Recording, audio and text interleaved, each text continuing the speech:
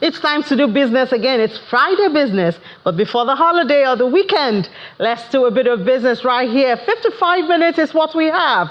And here's what we have prepared for you. In Zimbabwe, debt is soaring and the government is looking at local loans to curb the issues that may arise.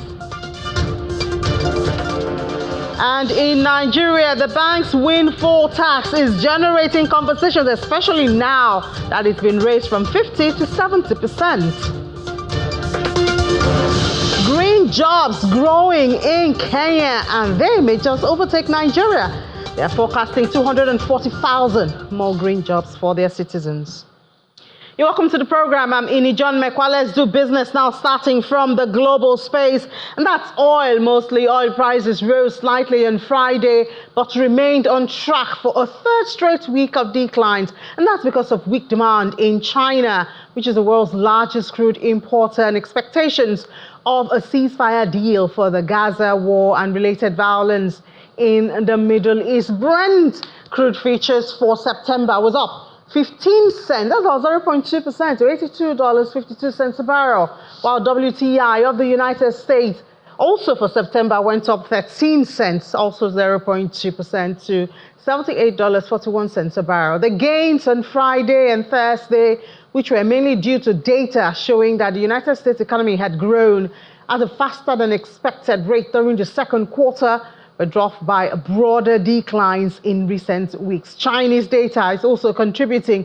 This week, it showed that the country's apparent oil demand fell 8.1% to 13.66 million barrels every day in June, prompting concerns about consumption. And then in Nigeria, connected to that is the Nigerian Midstream and Downstream Petroleum Regulatory Authority, NMDPRA. They've released the Nigerian Gas Transportation Network Code for immediate implementation. In a statement from the Public Affairs Unit of the agency, the Chief Executive Officer of the NMDPRA, Mr. Farouk Ahmed, says the network code is a regulatory framework that guarantees optimal accessibility of natural gas in a safe, reliable, transparent, and viable commercial and economic basis across Nigeria.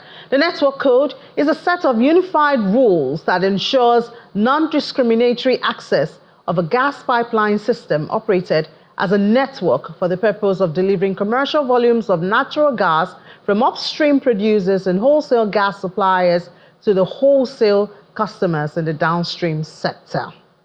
While in the oil and gas sector, now we move over to metals. Gold was on track for a weekly loss, even as prices firmed on Friday ahead of a key U.S. inflation reading that could offer more cues on when the Federal Reserve will cut interest rates. Spot gold was up 0.2% at $2,369.99 per ounce, but has lost more than 1% for the week, as U.S. gold futures climbed 0.6% to $2,368.30. Last week, prices scaled record highs on bets of a September U.S. rate cut. But when prices rally in a short span, you see correction, but we remain bullish on the gold. The U.S. personal consumption expenditure data for June, the Federal Reserve's favored measure of inflation, is due later on today. And of course, that will give a lot of direction to where investors will look at next.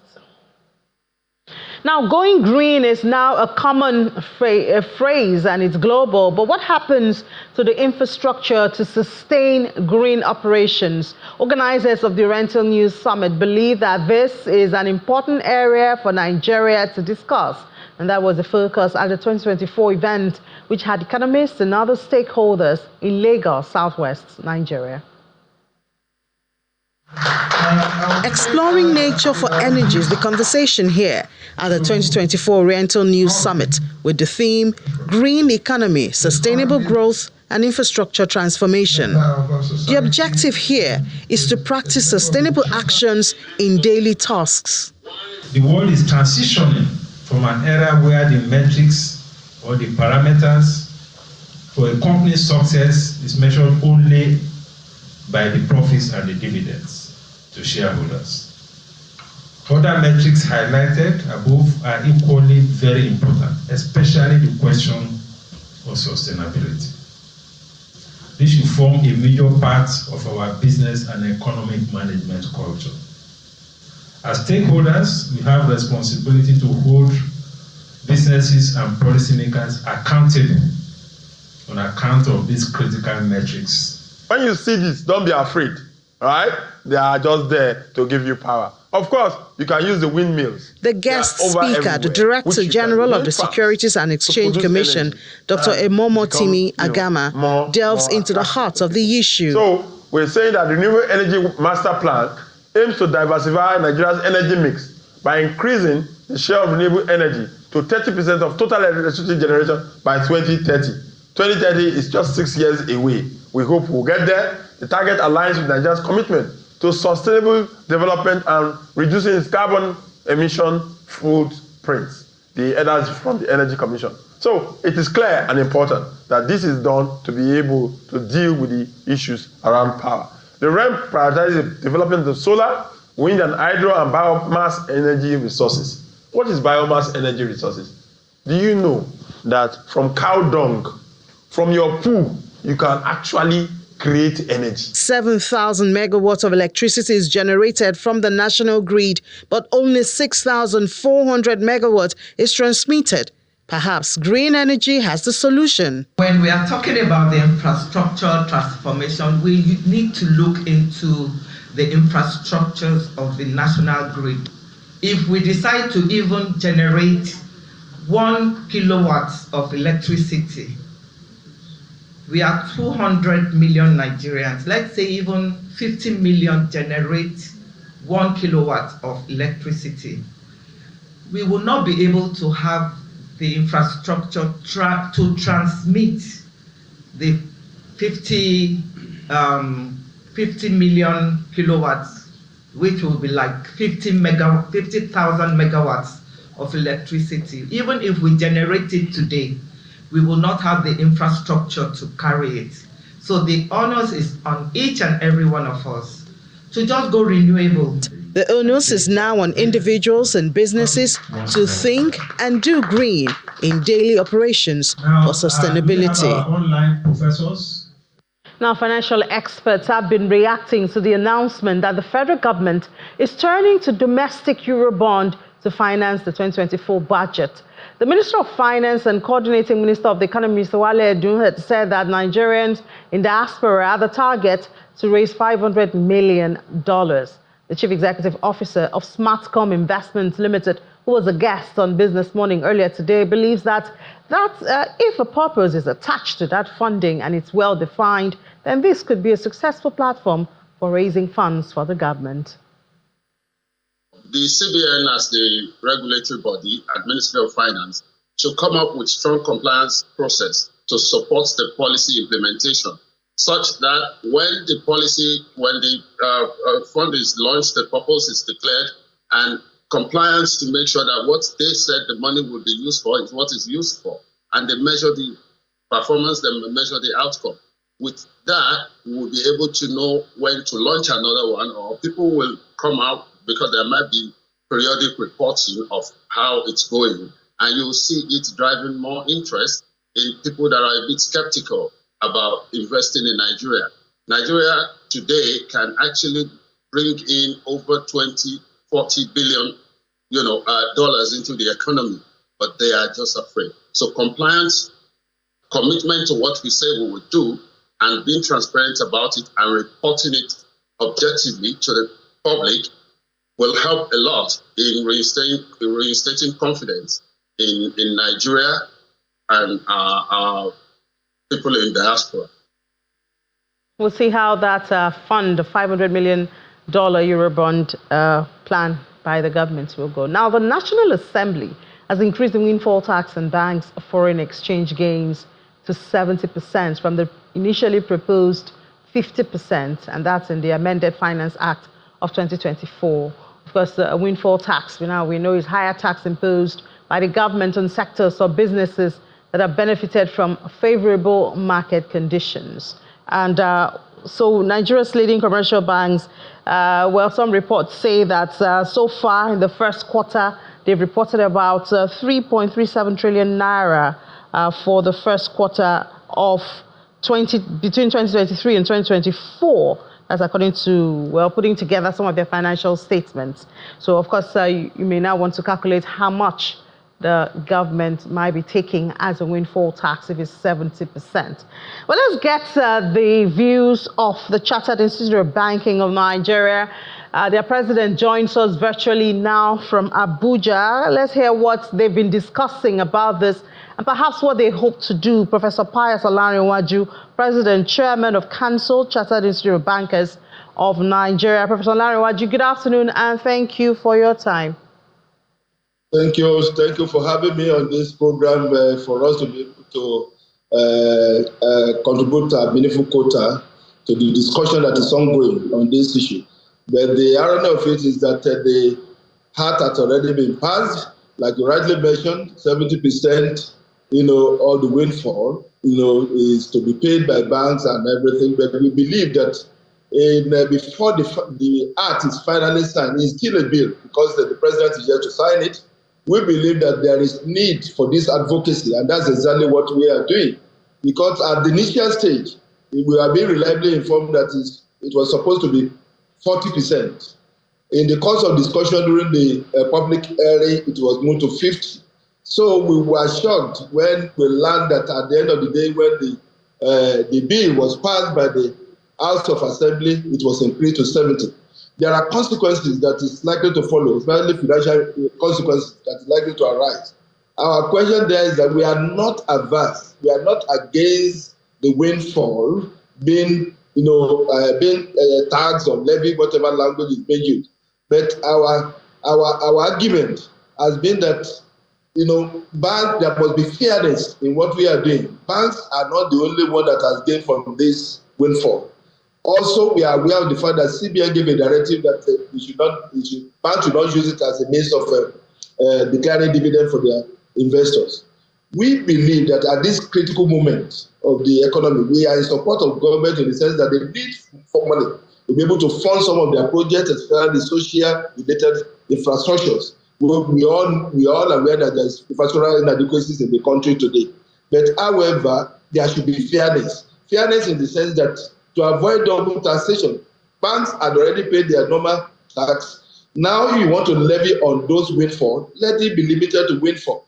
But the act, so we are still studying it, we have discovered that they are even talking of totality of the foreign exchange transactions. If that should be implemented, it means that all foreign transactions, because basically banking transactions can be divided into two, domestic and international. And at the international level, it's not just about foreign exchange rate alone.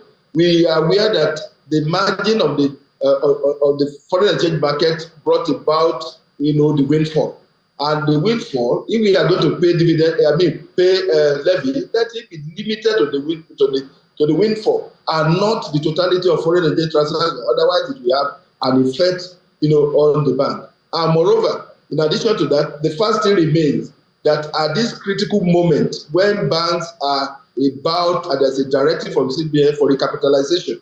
We believe most of this recapitalization we are talking about, we believe it's an opportunity for us to bring in foreign investors and foreign dollars to come into the economy, because the target of this government is that come 2030, our economy should be, $30 trillion. If we are going to do that, where do we get the dollars? Because most of the investors coming abroad, they are rational investors. They won't want to invest when there's no certainty, when the banks are in problem. And this might send the wrong signal. And that's why we are saying that even if there's going to be a levy, let the levy be reasonable. 50%, or 40% that was initially advocated, we believe should be limited, but increasing it to 70% is going to have a lot of other consequences. Cost of operation will increase, and whether we like it or not, foreign direct investment will also be affected. So at the end of the day, we might be thinking we are solving a problem to create another monster of a problem within the ecosystem. And that's why as the umbrella body of the banking and finance industry, we deem it necessary to educate people about this, the implication of this. And we thank God that with the government listening to the advocacy of the people. And we are of the opinion that before the bill is eventually Prof. They can still. All right, Prof. So I hear you. You don't mind, giving out some of those gains, at least for the betterment of the economy. But you are not comfortable with the increase in the level, which has now been moved to 70%. But help us to understand, because some conversations have had about this. Some people have said by the time all the calculation is done, you may not even be able to point to anything as the gains, as the FX gains. And then if, as I heard, this is supposed to be a one-off thing, I mean, how does that affect all these issues you brought up?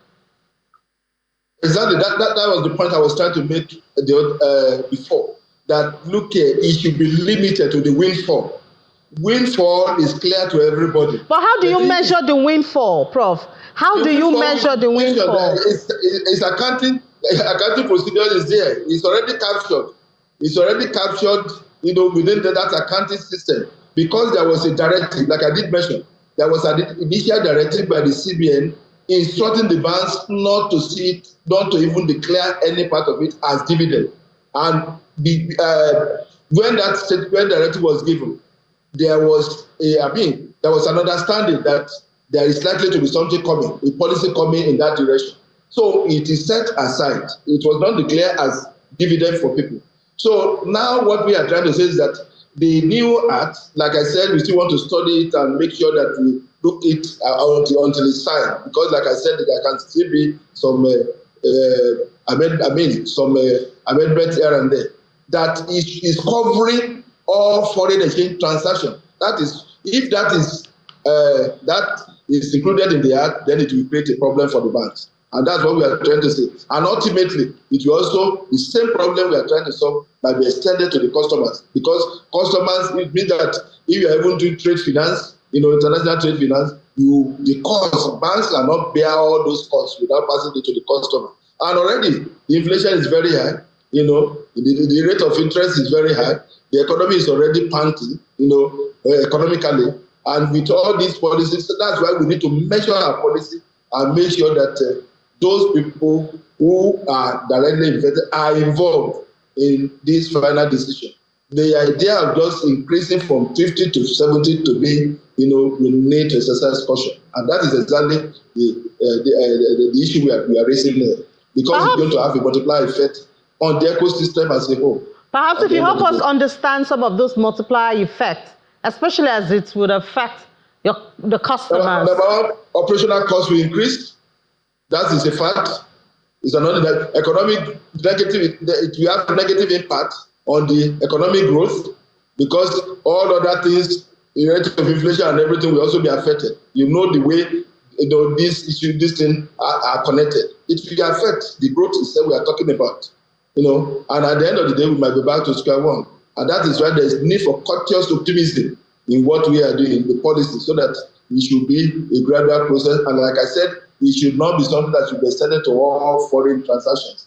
We do not subscribe to that. It will create further problem, within the system.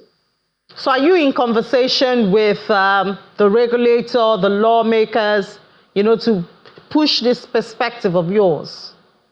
Yes, presently I'm in Abuja. We have been reaching out to some people, but one of the mistakes that was made was that during the public hearing, because the essence of the public hearing is to give all the stakeholders the opportunity of being able to hear their view. But unfortunately, the way this thing was hurriedly done, the very first day we were there, we were able to submit a paper before we moved from Lagos. When we heard about it, we sent the representative, we were able to deliver, our own position, which I don't think whether it was considered because we were not there physically. The next day, we were saying that, the committee is meeting to harmonize the papers, and we were denied entrance. And before we realized that by the end of the day, there is the law is already in place. The Finance Act is already amended. And we will start hearing about the issue of 70% and the like. But nevertheless, like I said, we have a listening president who is very altruistic and who we believe that we look at all these discussions that is ongoing and be able to do that which is right for a sustainable economy. That's our goal as the umbrella body of this institute, of the banking and finance industry. So, all right, Prof. So that we are still reaching out to people. We are not folding our hands, and that's why we are educating people that it's not even based on the elementary principle of fairness. Is it the banks alone that has gained from Windfall? No. The answer is no. So this approach should also be extended. It's a well-considered opinion that it should also be extended to other people who have made gain within the system, so that it will be seen as being like which fair. sector, Prof? Like which sector do you think it should be extended to? I believe we are within this ecosystem. I don't want to be seen as mentioning a specific sector now, so that it won't create a problem. But the government knows, and the CBN knows, because this thing there are transactions. And if you look at what is happening under this new regime, they have been trying to track down some illegal transactions, some things like that, and you don't want to mention anybody's name, but the records are there. All right, Prof. That is All right. the banks. All right, Yeah. Professor Pius Olariwaju, President and Chairman of Council, the Chartered Institute of Bankers of Nigeria. Thank you so much, and wish you the best in your deliberations. Thank you. God bless you. Have a great day. You too. All right, let's take a break. When we come back, we'll head to the market. It's Business Incorporated, Channels Television. Welcome back to watching Business Incorporated right on Channels Television. Head to the market now. See intraday numbers at this time. Well, one good thing that I see is that my fears have not become a reality. Am I so grateful for that? Because this morning we did see that the NGX was so slim, as in the very close to 100,000. We had 100,100. That's how we closed the market yesterday. Thankfully, this is intraday, so let's not get too excited. But at least for intraday, we see that the NGX has gained 0.04%, getting a bit more confident on the 100,000 level. And hopefully we will only build on that at the close of trade. So it's 100,201.38. And let's just talk about that for a bit with Abiodun Adedotu, equity trader, ABN Quest Merchant Bank. Hi, Abiodun. Good afternoon. How are you, sir? Great. So we did see yesterday at the close of trade, the banking is still experiencing profit taking. I would have thought with the whole noise around the banking stocks at this time, obviously because of the recap, that it will be on a gaining trend. What's causing this profit taking on it? Okay, thank you very much. The challenge the banking stocks are having currently is the announcement that the federal government wants to take part of the realized the FX gains, which was made in 2023. You may recall, banks have filed their returns for the year, and with this coming in, you understand, the investors don't really know. This is the first time it's happening. Investors don't really know what the direction of things are, and of course, it's causing a little bit of apprehension here and there. So I guess more, because we just had a conversation about it with the CIBN president, I guess more information is needed, because even before now, I do remember that CBN had told banks not to include the gains of the FX, in the dividends and all of that. So I guess it shouldn't really affect investors. What CBN basically says is that they couldn't pay it out, but it's part of what we call the value of the banks. It's all these are funds that are available for the bank to continue to do business as a going concern. But if these funds are going to be sterilized of them because of government taxation, it's a different ballgame. So it's a bit lesser than what you think the size of the banks. So investors have to react. And having this kind of conversation when the recap conversation is still going on, I wonder how that will affect the outcome. It's not really joy to behold, to be honest, because you wonder that at 2024, are we going to get this kind of taxes and things like that? So it's going to bring a lot of doubt and skepticism amongst investors. I think the timing is not so right. I think it might affect a little bit of the offer. But the good thing there is that the banks still have ample time to be able to catch up. All right, Abiodun, thank you so much. We'll certainly see how that pans out going forward. Yeah. All right, so look at other markets now. We see for South Africa, No, let's go back to South Africa. Yeah, there you have it. South Africa intraday is also green, 0.52% at 81,093. We look at Egypt and we see it in the red, but Egypt is closed today, as well as Kenya. Kenya is not closed, but this is Thursday's number. Egypt is closed in the red on Thursday. Right there. Look at other markets for the day. If we see other market, yeah, the Middle East. Middle East, we see intraday. It's green, slightly green, 0.02%. Dubai is very confident in the green territory, 0.86% at 4,273.91. Right there, look at other regions. Those trade deserts for Thursday, because they don't trade on Friday. That's Saudi Arabia and Qatar, both closed in the red. And then let's head to the United States. As the stock futures were up this morning, looking so good there in green, almost 0.5% for the Dow Jones. The S&P 500 looking even better. Those numbers giving hope that there'll be interest rate cuts by September. That's feeling the market. Nasdaq 1.04%, really looking good. Now let's take look back a few hours and see how actually Thursday's trade closed in the United States. Oh, looks like we are not able to get Maria, unfortunately. Now, let's look at the Asian markets now. A lot of rebound also happened there. Thursday's sell-off saw some indexes in the region hit their lowest, so it was easy for bargain hunting to jump in, and then we see right there. But Nikkei is still there in the red, 0.53%. However, for Kospi, there's a recovery, 0.78%. Hang Seng Index, 0.1%, also a recovery right there. Shanghai, 0.14%, and S&P 500 for Australia looking confident at 0.76%. And they see this brought the shares to the lowest the day before. We also see shares like Renaissance and all of that getting a lot of attention from the investors in Asia. Now let's take a break. When we come back, we'll head to Berlin. And of course, a lot of African stories waiting for you right here on Business Incorporated. You're welcome back. The 2024 Summer Olympic Games are set to officially start in France today, but whether the games benefit the French economy remains a question. Joining us to explore this question is Chiponda Chimbelu. He's in Berlin. Hi, Chip. Good afternoon. What do the numbers tell us so far about what this could do to the France economy? Thanks for having me. Well, Ini, I'll start with the good news. The Paris Games are cheaper than the Tokyo, Rio, and London Olympics. Current estimates show that around 9 billion euros is being spent on the Paris Olympics and the Paralympics for now.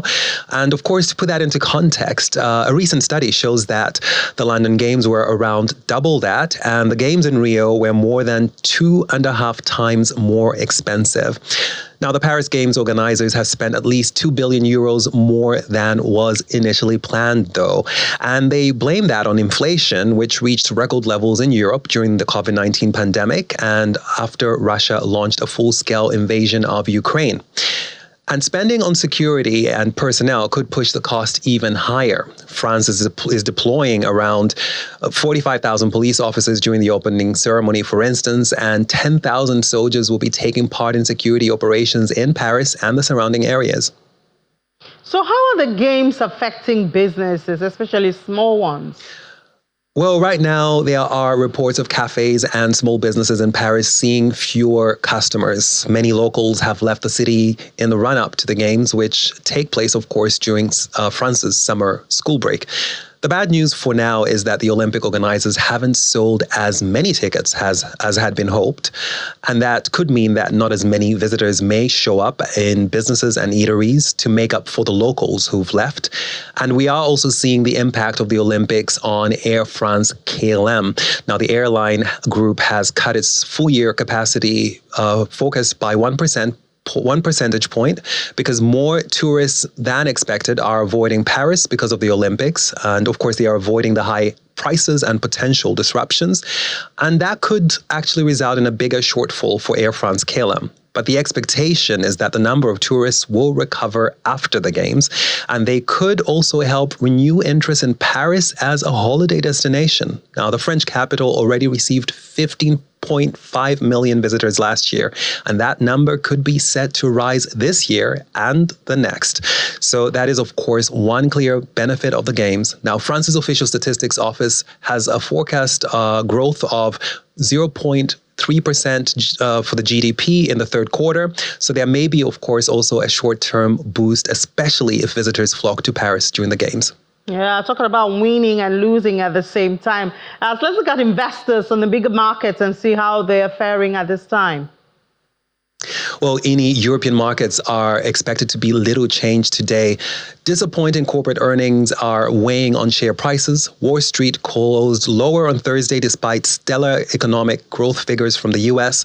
Now, investors believe the weak company results are a sign American consumers are spending less, and they are dumping the shares of tech stocks in particular, which they fear are overvalued. Now, no major economic data is expected in Europe. Investors will be turning their focus to U.S. personal income and spending data later in the day, which is, of course, the Fed's preferred measure of inflation. All right, Chip, thank you so much. Wish you a great weekend. Okay, now let's move to what's going on in Africa. We're beginning from Zimbabwe, where the total debt has soared to $20.5 billion. Now the government is resorting to local borrowing in a development that's likely to see the debt situation worsening. Presenting the midterm budget review statement in Parliament, Finance Minister Ntuli Nkube said that the country's stock of debt as at the end of June 2024 amounted to an equivalent of around $20.5 billion, with external debt making up to $12 billion and domestic $8.47 billion. The debt stock is broken down as 58.7% external debt and remainder being domestic debt, 41.3%.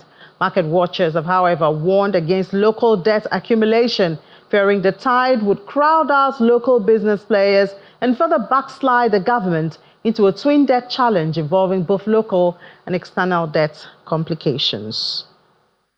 Well, still in Zimbabwe, the Ministry of Finance, Economic Development and Investment Promotion has proposed VAT exemptions on live animals to boost meat demand and support formal trade in the livestock sector. Last year, Minister Ntuli Nkube announced a VAT increase from 14.5% to 15% effective January 2024, which led to higher meat prices as producers adjusted to the new rate. In his 2024 midterm budget and economic review, Professor Nkube notes that the VAT increase on live animals and meat has led to reduced demand, influenced by El Nino-induced drought and a rise in informal trading. To address this, the proposed VAT exemptions for live cattle, pigs, goats, sheep, semen, poultry, meat, and carpenter to encourage formal trade and restore meat demand. These changes, part of the 2024 National Budget broader tax initiatives, are designed to enhance revenue while protecting local value chains. And the new measures enforced through statutory instrument took effect in January 2024.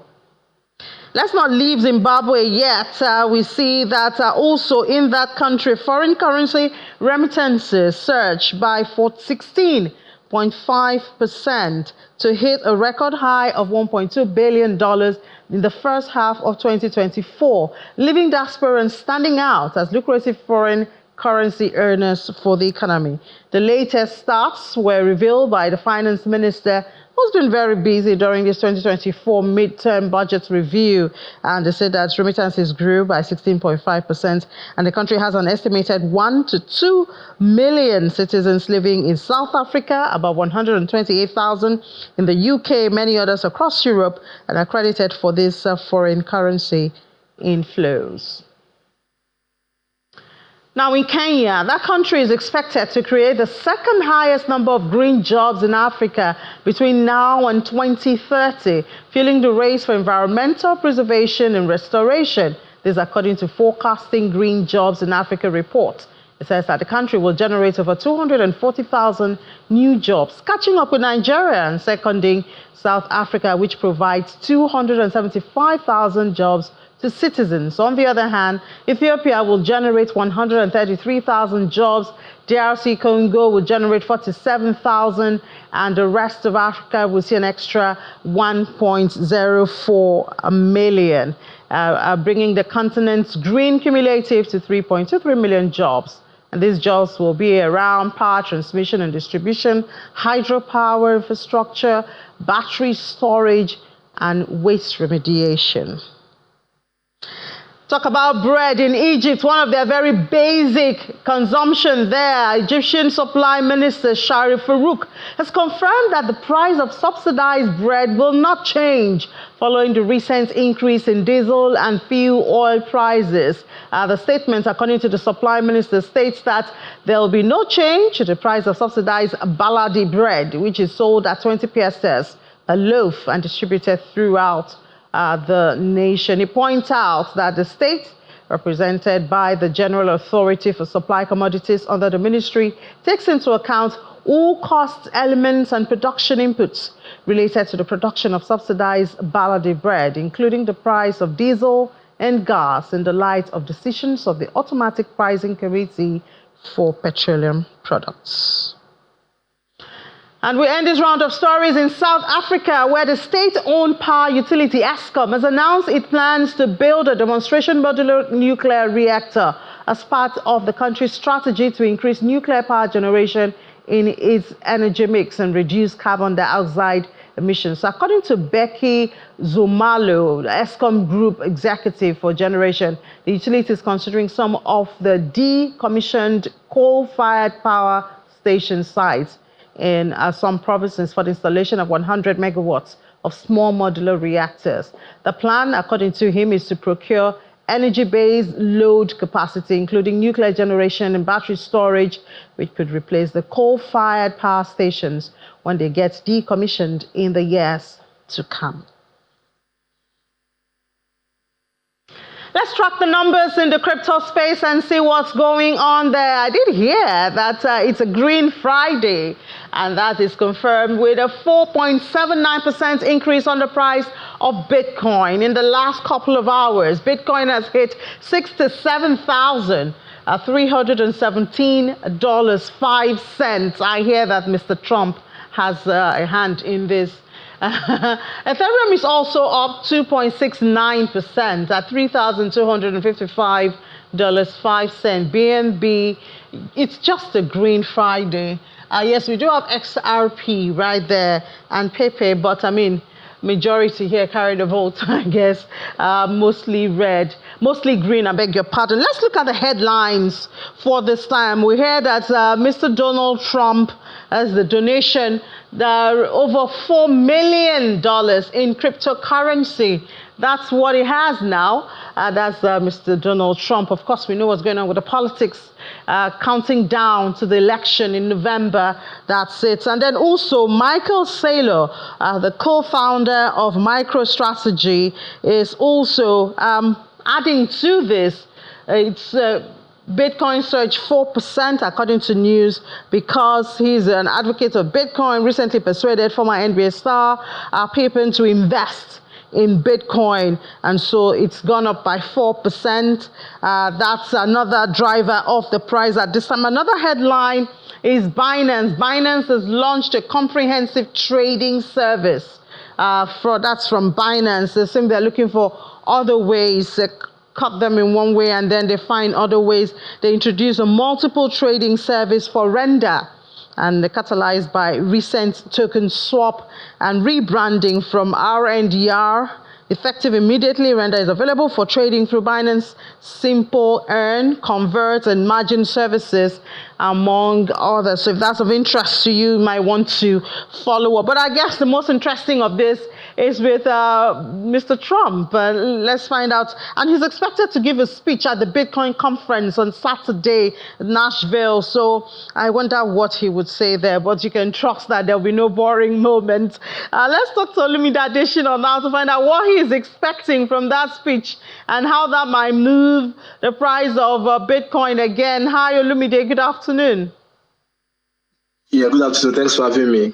Great. So are you looking forward to this speech by Mr. Donald Trump on Saturday, the Bitcoin conference? Definitely. Any candidate of the most powerful economy in the United States definitely have a role in financial markets, and that's because of the systemic play United States have. I think just like you treated the fact that he has raised more than $4 million from different crypto assets like XRP, Bitcoin. I think that has elevated interest on the space. I think where investors we look on is his core agenda. We know that he is more receiving than the incumbent party in power. But the question is he really going for the optics, or really it's just going to be a dress show? And that's pretty much because the United States has a decentralized structure in their financial industry. So pretty much the president can't really do as much as a lot of people are expecting. But, he's mentioning Bitcoin a couple of times and highlights the interest from those players, particularly the Minkolos twins. You look at the MicroStrategy founder. Key players are trying to see how they can use this to bring in high interest of voters to the Republican side. But I think with the new change, particularly in the Republican, the left side, I think it gets more tougher. But, generally, I think what the market is betting is that a win by the Republican Party definitely is net positive for Bitcoin, and a win for the Democrat definitely is a continuation of the status quo. So you do think that cryptocurrency will be a factor in the upcoming elections in the United States? Definitely. I think we've seen it, and we've seen the interest establishment. We've seen heavyweights in the crypto community, particularly crypto owners, exchange owners, institutional investors, capitalists, taking on the Trump side. But you can't rule out the dynamic role of United States politics, especially the fact that the left has a very deep base among young voters, and with Harry on the ballot, it becomes more trickier. So I think it's too early to call who has the edge right now, but definitely it has a role to play in the crypto market. And then we saw the equities market in the United States responding obviously positively to macroeconomic data coming from there, as expectation or anticipation towards interest rate cuts seems to become even more real. Yeah, but I think, to be fair, I think crypto market has held their ground better than assets that you just mentioned, and pretty much that's because we've seen assets reallocation. We've seen concerns that risk seems to be on the extreme side, and that's why we saw at some point U.S. tech stocks dropping more than $1 trillion in value. I think what's holding up for the crypto market is the ETFs on Bitcoin side. The inflows are still impressive. Ethereum ETF wasn't that impressive, despite the fact that we saw some approval. At some point, the bookmakers anticipated a break above the 3,500 resistance. As we speak, it's really struggling to stay above the 3,250 resistance level. So it just really highlights the fact that there is no super coin like Bitcoin, and you can't take the advantage the pioneer crypto asset has. But I think going forward, I think just like you said, the message around interest rates will definitely play a key role. But I think it has been priced into the market because pundit experts just one risk cut, probably in September. And, I thought Olumide, I thought they said September and then December. It's unlikely we see two.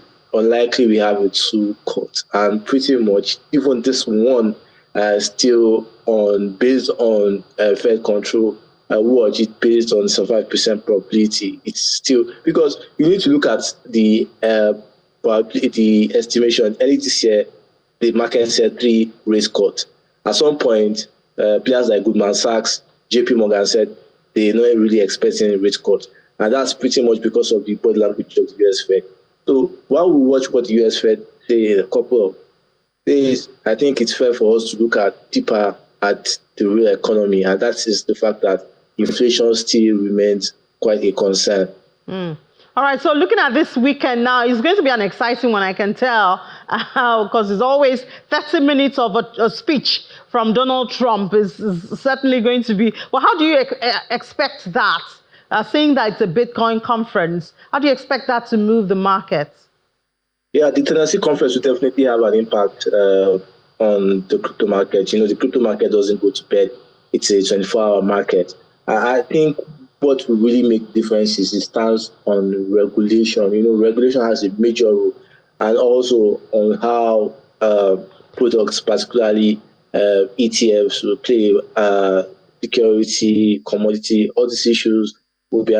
But it's fair to say that most had already been priced to the market, so we don't expect a major jump, except he is sure of winning the presidential. Because if you look at the polls right now, it's becoming much more tough. I think the Democrats right now have a dog in this fight. So the market would rather wait at the later quarter. You know, the election is running November, the first week in November 4. So I think it's too early to make a quick call on how the markets react now. The additional financial markets analyst, thank you so much for sharing your views with us this afternoon. Thank you for having me. Thank you very much.